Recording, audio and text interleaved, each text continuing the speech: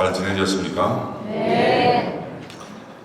오늘은 성김대근 안드레아 사제와 정하상 바오로와 동료 순교자들을 기념하는 대축일입니다. 오늘 저는 여러분들에게 우리 조선과 천주교의 세 가지 중요한 만남에 대해서 말씀을 드리려고 합니다. 삼국시대부터 고려 말에 이르는 천여년 동안 우리나라는 불교 문화가 생활 전반을 지배해 왔습니다.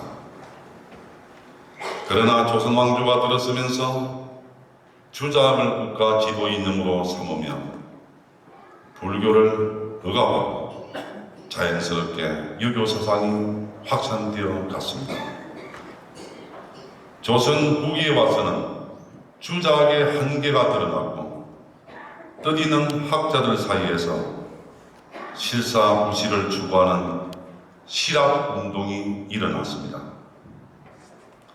또 16세기 지리상의 새로운 발견으로 동양에 대한 서양의 관심이 높아가던 중 일본에는 1549년에 프란치스코 사베리오가 천주교를 전파했고 중국에는 1582년 마테오 리치가 복음을 전하기 시작하여 우리 조선보다는 200년 이상 먼저 들어와서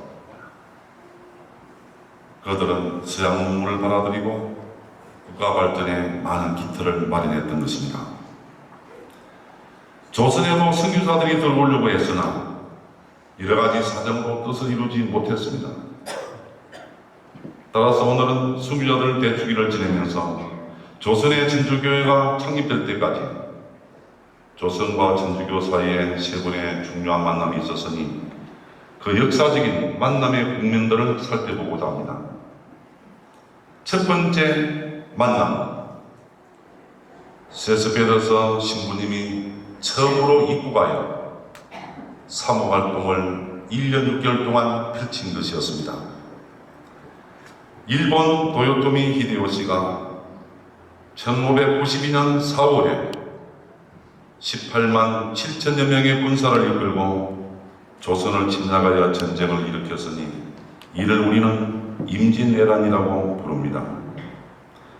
그때 선봉대장 두 사람 중 한 사람이었던 고니시 유키나가 소서행장이 병력 18,300여 명으로 부산과 서울을 거쳐 평양까지 진격했으나 명나라의 개입으로 후퇴하여 경남 진해, 웅천에 포진하게 되었습니다.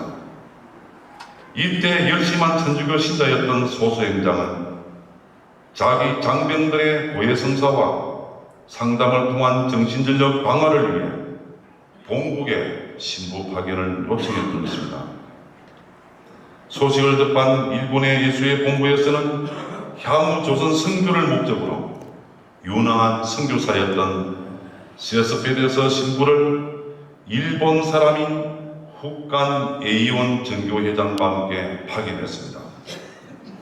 그는 스페인 마드리드 출생의 포르투갈 소속 예수의 신부로 1593년 12월 27일에 조선에 입국했으니 그야말로 우리나라에 들어온 최초의 서양 신부였습니다.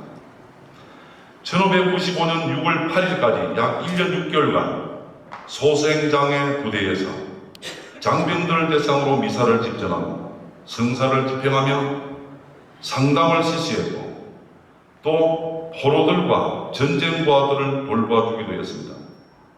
그가 조선에서 천미사를 공헌함으로써 조선과 천주교의 역사적인 첫 만남이 이루어졌던 것입니다. 두 번째는 소현세자와 아담살 신부님과의 만남입니다.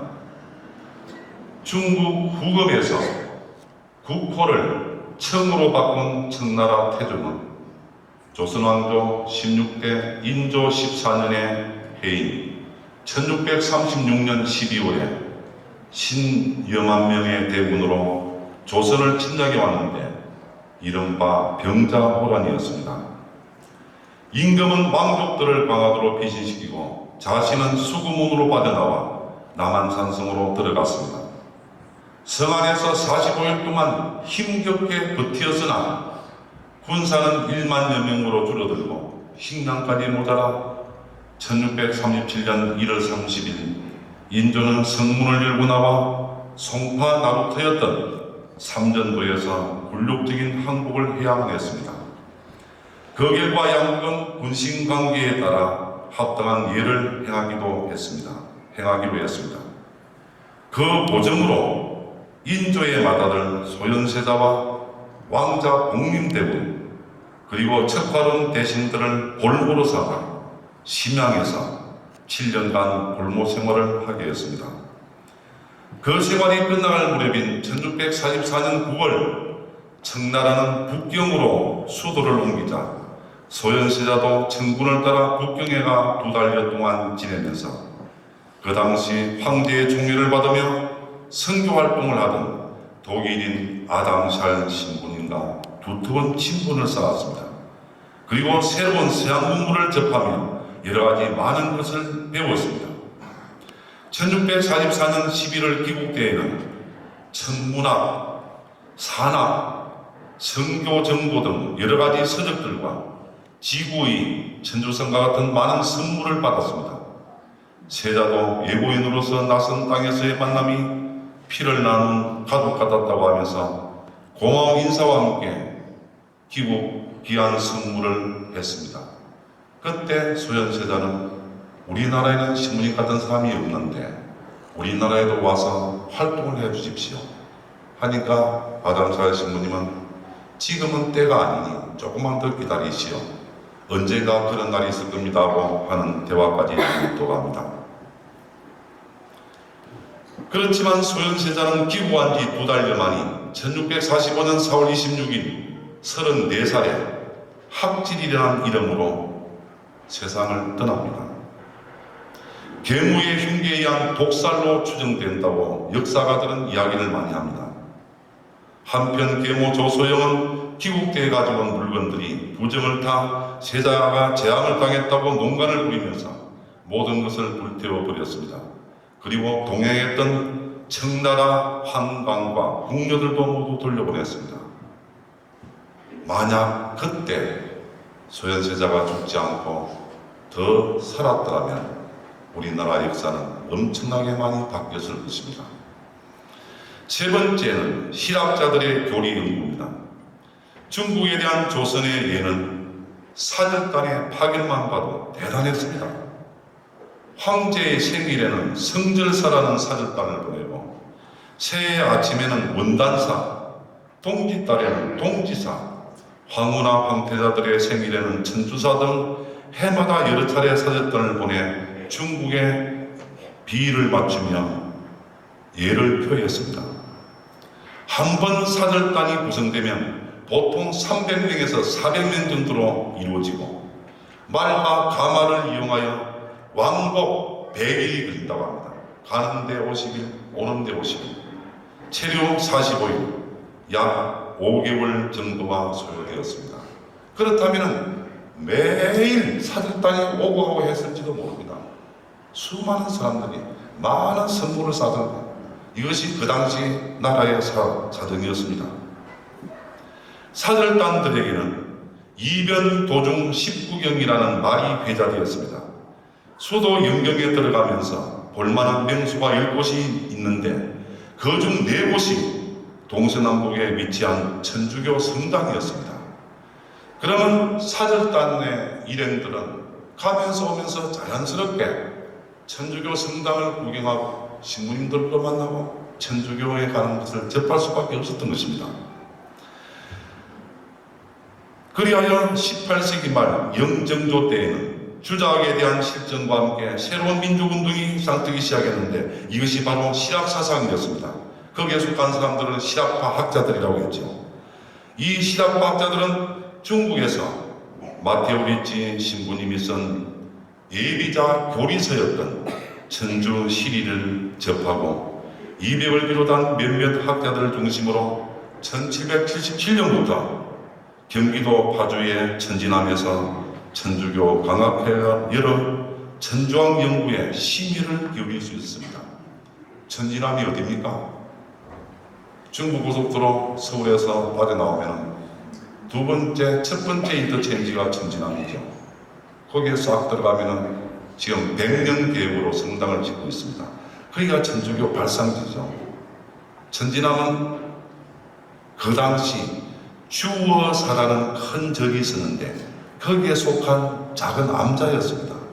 신학과학자들은 그 암자를 빌려서 거기서 천주교 강학회를 열었고 천주시리를 가지고 공부했던 것입니다. 강학회원 중 한 사람이었던 이승훈이 1783년 동지사로 파견되는 아버지 이동욱의 서장관으로 임명되어 같이 감에 따라 이벽은 천주교 강학회 회장으로서 그에게 천주교에 관한 궁금사항을 자세히 알아오라는 특별 임무를 내립니다. 그는 1783년 10월 14일에 출발하여 12월 21일에 북경에 도착했고 40여일을 머무는 동안 틈틈이 성당을 찾아가 선교사들과 필담으로 교리를 배우며 궁금증을 해주었습니다. 말이 안 통하니까 글로 한문으로 써주고 써받고 해서 대화를 나눴다고 합니다.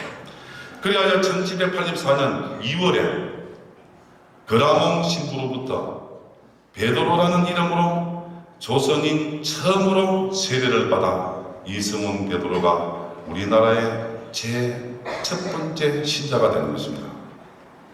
기국에서는 명례방, 지금의 명동성당 자리죠.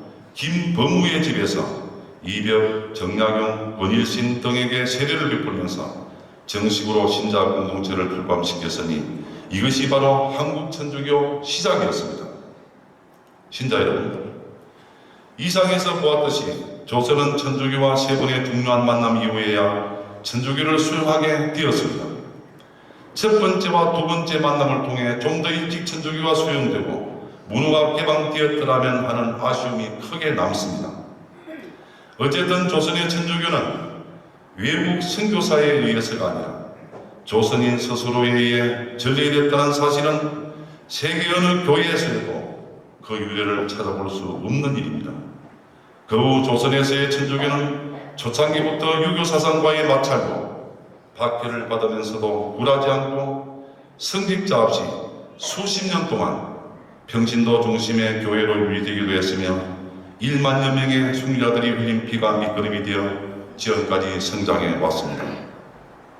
그들 중 1984년 5월 4일에 교황 요한 바오로 2세의 성 김대건 안드레아 사제와 정하상 바오로와 동료 순교자 103명이 서울 여의도에서 시성되었습니다.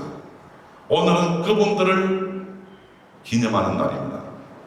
103이 성인이 되기 전에 시복식이 몇 번 있었습니까? 그거는 잘 기억을 못 하더라고요. 오늘 가르쳐 줄게요. 이게 중요한 겁니다. 2번 있었죠. 처음에 79인 시복식, 그 다음에 24인 시복식, 그 합하면 103이죠. 그리고 난 다음에 1984년에 여의도에서 시성식을 한 겁니다. 그럼 지난 8월 16일에 시복식은 124회가 되었는데 이분들에 대한 시성 준비도 지금 하고 있습니다.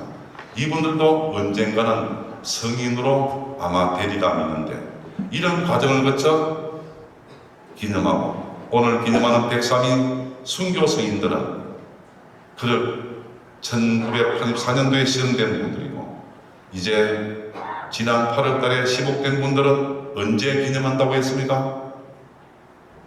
이거 까먹으면 안 되는데, 이거 몇 달 안 되는데, 이거는. 지난 시성식 때 발표했는데요. 딱 시복식 때 5월 29일.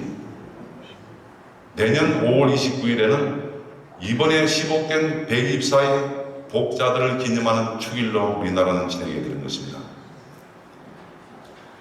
따라서 오늘 우리는 103위 순교 성인들을 기억하면서 순교자들의 후손으로서 부끄러지지 않도록 순교 신앙을 생활하고 그들을 본받아 우리도 어떠한 어려움도 이겨내면서 하나님을 증거하면서 이 세상에 행복하게 살 수 있는 은혜를 청하시기 바랍니다.